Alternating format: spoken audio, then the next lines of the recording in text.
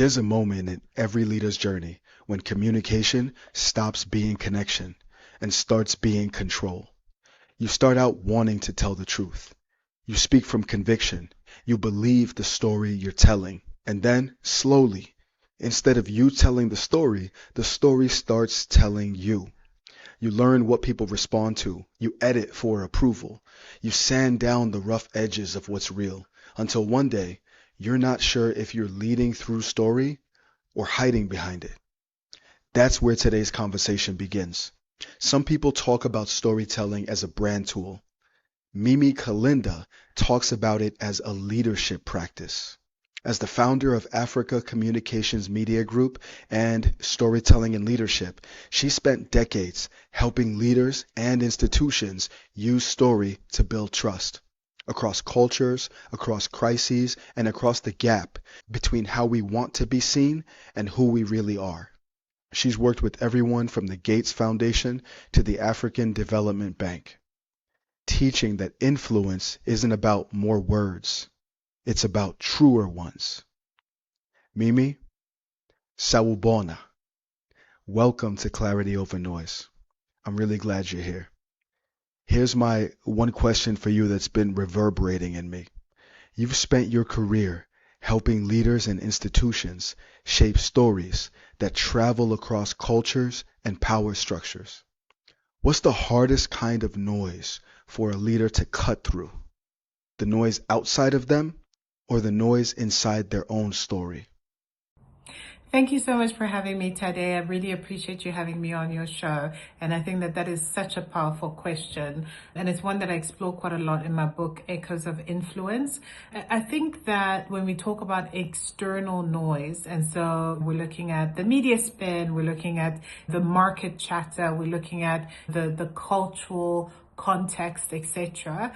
It's easy to think that that is the loudest noise because we're just overwhelmed with the amount of information and content and what people have to say, what they agree with, what they don't agree with, and so on and so forth. However, I do think that the hardest noise to quieten is the internal noise. The story that the leader tells themselves is the story that is going to guide not just their paths, but also those who choose to follow the leader into the vision that they've painted. So for me, it's the leader's own story. It's the self-doubt. It's the imposter syndrome.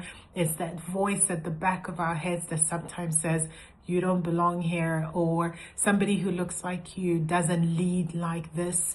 And I think that that is sometimes the loudest voice. We have to also remember that being a leader is not solely about leading others, but is also very much about leading ourselves.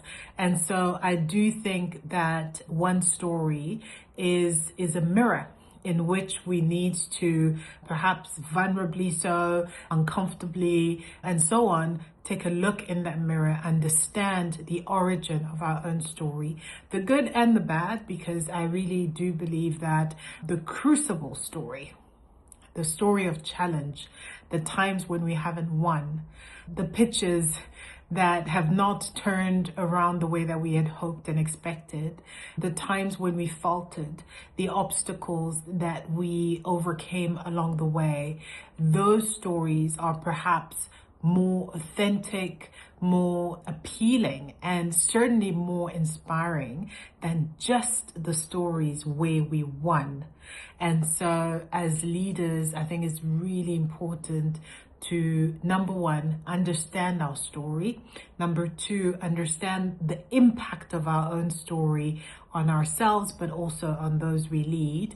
And then lastly, to make sure that as we lead and as we share that story more widely beyond just our immediate circle, that we tell the full story, including the crucible moments, the crucible story, because that essentially leads to us being authentic. And people don't follow perfection, people follow truth. And so I hope that that's really helpful. I love that answer because what you're describing isn't just storytelling, It's leadership as self-awareness. It's the courage to notice when your voice has stopped being an instrument for truth and started being a shield. The best leaders don't just find the right story, they keep listening for where it starts to drift.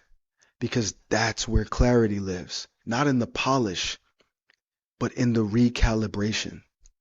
Mimi, thank you for reminding us that clarity isn't just about cutting through the noise around us. It's also about quieting the noise within us long enough to speak from something real. This is Clarity Over Noise. One question, one take.